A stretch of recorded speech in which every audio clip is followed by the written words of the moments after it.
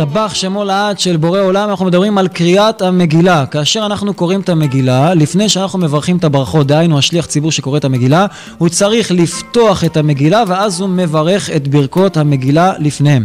מה הכוונה בזה? אומרים חז"ל, למה צריך לפתוח את המגילה? למה המנהג לפתוח את המגילה? להראות שהנס היה גלוי, שבפועל נכון, בכל מגילת אסתר לא מוזכר פעם אחת השם של הקדוש ברוך הוא, הוא רק מרומז. איפה שכתוב המלך אחשוורוש, זה המלך אחשוורוש בכבודו ועצמו, ואיפה שכתוב המלך זה מלכו של עולם בורא עולם. לכן הכל בגילוי, לכן נקראת מגילת אסתר, לגלות את הנסתר, כמו שרבנו מביא בתורה א', כי איש הישראלי צריך תמיד להסתכל בשכל של כל דבר, לחפש. השם יתברך משחק איתנו מחבואים, הוא אוהב שאנחנו מחפשים אותו, לכן המגילה מלשון גילוי. אבל ניגע בנקודה קטנה, כאשר אנחנו קוראים את המגילה, כל הקהל לומד, השליח ציבור מברך. לאחר ברכה כולם יושבים ומקשיבים לקריאת המגילה, והשליח ציבור לא יושב כי זה לא מכובד מהציבור שהוא יישב, ואז הוא קורא את המגילה, ובקריאת המגילה צריך לשמוע מילה במילה. אם אדם יש לו מגילה כשרה, דהיינו שנכתבה בכתב אשורי כמו שצריך, על פי דרכה של תורה, על פי ההלכה, מותר לו לקרוא מילה במילה ביחד עם הבעל קורא. למה?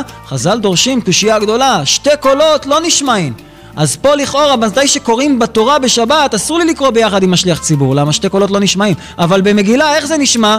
אומרים חז"ל, מגילה היא חביבה על הקהל. מה שחביב עליך זה יישמע. התורה זה דינים, אבל המגילה זה חביב על הקהל. לכן אם אדם יש לו מגילה כשרה שנכתבה על קלף, יכול לקרוא ביחד עם השליח ציבור. אבל אם יש לו מגילה רגילה, רק אם הוא פספס מילה אחת הוא מתחיל לקרוא, ואז הוא משלים עם השליח ציבור, אבל נותן עדיין לשליח ציבור לקרוא את המגילה. ולכן בזמן שאומרים אמן, השליח ציבור צריך לעצור, וגם הקהל כולו, ואז הוא חוזר עוד הפעם על המילה אמן וממשיך בקריאה שלו. למה? כדי שהציבור ישמעו את כל קריאת המגילה מתחילתה ועד סופה, ולא בעצם ישמיטו מילה אחת. ולכן רבותיי, אנחנו חייבים לזכור שיורד עלינו אור גילוי עצום. וניגע בנקודה קטנה שכתוב במגילת אסתר, שאסתר המלכה הולכת למלך אחשוורוש ומזמינה למשתה את המלך אחשוורוש ואת המן. תנסו לחשוב רבותיי, השם יעזור ויציל, שהבת של גדול הדור הולכת יושבת עם אחמדינג'אד ומזמינה אותו למשתה. מה היינו אומרים בעם ישראל? הלך עלינו, תראה לאיזה מצב הגענו. ואסתר המלכה הולכת לאמן הרשע ולאחשוורוש מזמינה אותם למשתה. יבוא המלך והמן היום אל המשתה אשר עשיתי. שלמה המלך כבר אומר, אם רעב שונאך אכילהו לחם. היא רצתה להפיל את המן הרשע, היא הייתה אומרת, אני אתן הרבה תשומת לב לאמן הרשע, אחשוורוש יראה את זה, יהרוג את המן, יהרוג אותי, והגזרה מעל עם ישראל תתבטל. אבל זה, אומרים חז"ל, שאנחנו מסתכלים בעיניים החיצוניות, מה אסתר עושה? מה את מזמינה את אחשוורוש ואת המן למשתה? איך את לא מתביישת? את אחות שלנו, אדם מדמנו, בשר מבשרנו. אומרים חז"ל, זה נראה במערכת החיצונית. במערכת הפנימית, שימו לב, יבוא י', המלך ה' והמן ו', היום ה'.